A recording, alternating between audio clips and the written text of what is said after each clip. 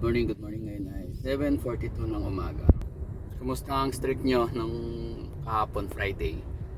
Ako guys, nasilat ako nung Thursday. Wala talaga akong nakuha gawa nga ng napunta ako sa mga probinsya. Walang streak zone dun eh.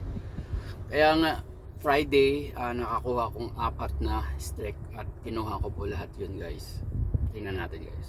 Tingnan mo yung nung Thursday to Yung 6 to 7 ko wala kasi napunta ako ng Kalambanyan. Tapos yung alauna ng hapon ko wala rin. Alas 4 ng hapon wala rin.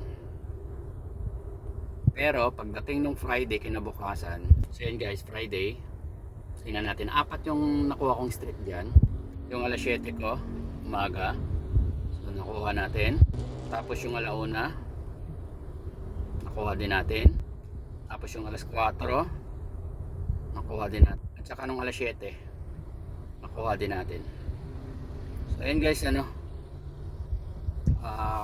talagang sipag lang po talaga. At saka swertihan lang din kung napupunta tayo sa probinsya, mahirap na makuha yung streak natin.